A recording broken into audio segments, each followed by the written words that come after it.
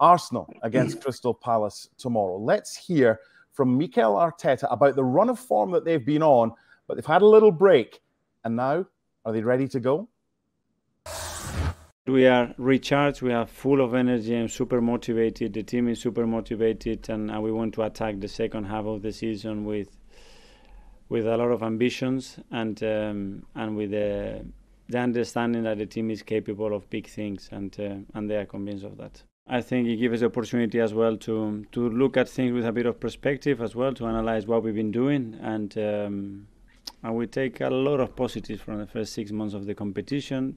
And even though results haven't gone our way in the last few games, when you look at what we have produced in terms of the Premier League with any other team, we are up there.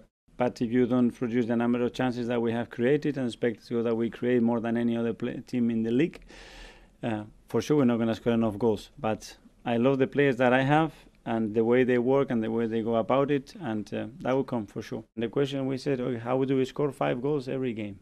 And that's a question, right? How are we going to do it? And the rest is just there. And we expect it to change it tomorrow. It's not going to happen. So we have to make things happen, and we have to be active and find solutions to that. Stevie, how worried should Arsenal fans be? 4 points from the last 5 games, defeats against Aston Villa, against Fulham as well, and West Ham. And they kind of really need 3 points against Palace in this one tomorrow. Are they refreshed? Are they recharged? Or should they be worried? I think right now there's always going to be doubt in their mind. If ever there's a party pooper, it's this team they're playing against. You know, they enjoy sitting tight, giving nothing away, and then trying to hit you on the break. I mean, they're the ultimate party poopers. And unfortunately for Arsenal, they're going to have to solve problems that they haven't been able to all season. And that is playing against teams, particularly at home, who are going to sit tight and deny you any real space. And so far, they haven't been able to crack open the safe. You know, they haven't... You know, I listened to Mikel Arteta, they're talking about all the chances. Well, the problem is, the chances they're creating are... The majority of them are half chances, which is completely different to what they were doing last year because they had more time and more space. Not as many teams were sitting deep. And so that's the difference. They have to be more accurate. They have to do it quicker. Everything has to be done on a more consistent basis for them than they did last year because of the time and space that they don't have, particularly in the penalty box. So if you're an Arsenal fan, you're a little apprehensive about this because on the face of it, on paper, at home against this team, you should be winning 3 or 4 comfortably. But so far this season, that's not what's been happening. So I think without doubt, if you're an Arsenal fan, you're a little apprehensive, I think is the word. It's funny, James, isn't it? Because Arsenal, when they go 2 points within Liverpool's reach at the top of the table, but they're 10 points worse off than they were last season. So what's changed? Yeah, I mean, I've written quite a lot about this. Fundamentally, their issue is that they were heavily reliant on Saka, Martinelli and Odegaard last season to continue a quite ridiculous run of form for 38 games. And what happened was, come April, May, they ran out of steam, basically, and those players started to tire, they started to snatch at their chances, and they lost a little bit of composure. And I think what's happened in those 4 or 5 games between Christmas and New Year or around that time, it's a similar sort of trait. You know, what they're not getting is enough of an end product from their centre forwards. And therefore, there is much more pressure on Saka and Martinelli, Odegaard behind, and if it's Havertz playing as the other number 8 in that 4-3-3 system, to go and deliver and go and produce for them. And what's happening at the moment is that those players aren't able to hit those extremely high levels from last season. Not a criticism necessarily of those individuals, but Stevie's right. Also, teams are starting to work them out a little bit. I think they know that necessarily the threat isn't going to come through the middle. It's going to come out wide, and they are able to kind of close down those pockets of space and be compact and be a bit more resilient. And then they're also leaking the odd goal at the other end. They've conceded quite a few goals from set pieces recently, which is an error that's started to creep into their game, which when you combine the fact that they dominate the ball, they tend to create most of the chances. But if you're vulnerable at set pieces, and that's really all you tend to give the opposition, is the odd chance on the counter-attack or from a dead ball situation. If they're conceding from those and they're not scoring at the other end, then they've got two pretty big problems that combine into a serious one that Arteta's got to solve sooner rather than later if they're going to stay in the title race. Yeah, you've spoken about goal scoring. And Ryan, the article that you've written for ESPN.com about the transfer window, especially in January, the do's and the don'ts, one of the things that you've suggested is looking beyond the big leagues. Now, Karim Benzema is in Saudi Arabia right now, and a bit like Jordan Henderson, who we'll speak about later, supposedly wouldn't be averse to coming back to Europe. So that would check that box. But Ivan Toney is another one. He's going to make his comeback this weekend. He's going to captain Brentford. He's going to start, according to Thomas Frank. Who do you think right now would be a better option short-term? Because Toney's the answer long-term.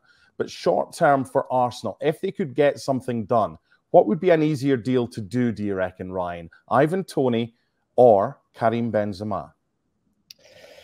It's a tricky question. I mean, I think it goes, would you rather have a guy that's been playing in a, let's just call it a completely uncompetitive league for his skill level for the past 6 months, or a guy that essentially hasn't played soccer for a year?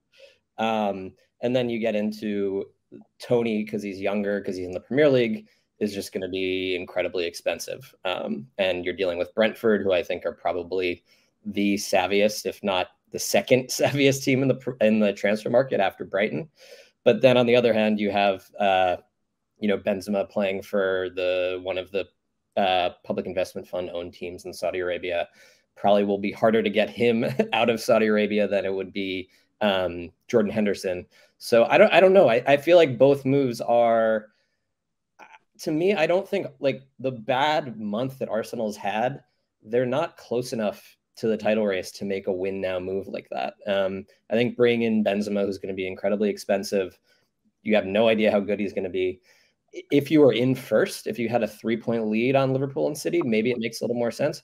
But the fact of the matter is the recent struggles, they're just not very likely to win the Premier League. So I don't know, devoting a ton of resources to an older player like Benzema, or with Toney, who's going to be incredibly expensive and only has a couple seasons at the high level. I don't know if either of those moves really make sense given the kind of weird struggles Arsenal have been having right now.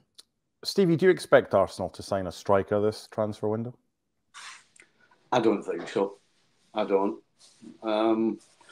The obvious one, and the one everybody talks about, is Ivan Toney, but you're going to have to pay a king's ransom for him. And I just don't believe that Arsenal are.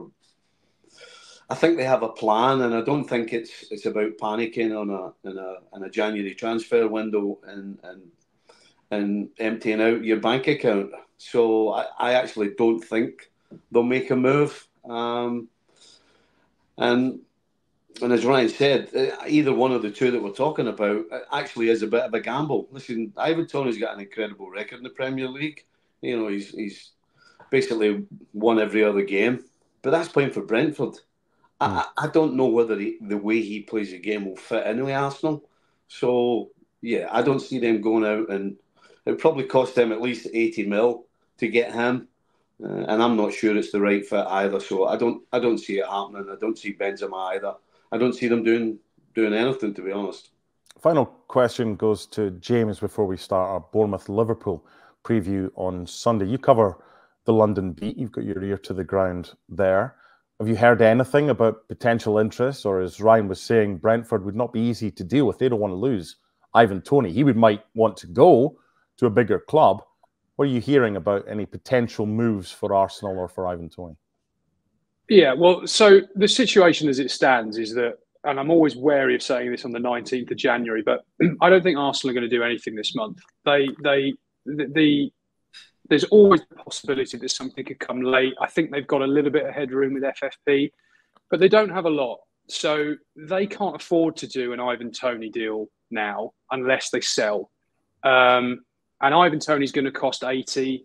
Brentford are talking about him being closer to 100. I don't think they'll get 100 for him. I think he'll end up being around the 80 mark if they get the bidding war that they want. They think that there are a number of other clubs who are interested in him in the summer. They don't want to lose him mid-season anyway. He'd obviously be very difficult to replace. If they sold him tomorrow, they'd have 10 days to try and find a centre forward. Yes, they'd have a lot of money, but where could they go with it? So I think the sort of general consensus within the people that I speak to is that there won't really be any movement on Ivan Toney in January. And I think the thing about Benzema is that what Mikel Arteta's done really is, let's not think that they've got an injury crisis, Arsenal, up front. They don't. They've got Gabriel Jesus and they've got Eddie Nketiah, who they decided to pay £100,000 a week. And they pay him that money because he's not going to start, but when he comes off the bench, he's got to deliver. And if Jesus has got an injury, he's got to deliver. Now, they've been very adamant that they're resisting interest in Nketiah from Crystal Palace, who've made inquiries this window and in the previous window. Now, if they were to decide to sell Nketiah to Palace, there then becomes an option to maybe say, well, do we do Benzema for 6 months and then we look at trying to do Toney in the summer? We could see the economics of that working. I think maybe a stretch, and it depends on the salaries and just exactly how close they are to that FFP ceiling. But whether they could sell Nketiah and then try and do Toney this month, that I think is a bit more of a stretch. And, you know, although there's still time, we're starting to run out of time to do what would obviously be a very big deal with Toney, and then a fairly big deal with the Nketiah situation as well. I think he's going to go with what he's got, unless some sort of scenario presents itself that we can't quite see at this moment in time. And that ultimately is Arteta's judgment call. Remember the winter when they sold Pierre-Emerick Aubameyang they ripped up his contract and let him go to Barcelona. That was a season where they then said, look, we feel we've got enough to get us over the line. In the top four race, they had Lacazette, they had Eddie Nketiah then as well, and they didn't get over the line. That was a call they made in January. It feels like they're making a similar one now, this time around, where they're going to say, this is what we've got. If something amazing presents itself, then brilliant. But I believe these guys can get us over the line. And ultimately, he's going to have to live or die by that decision.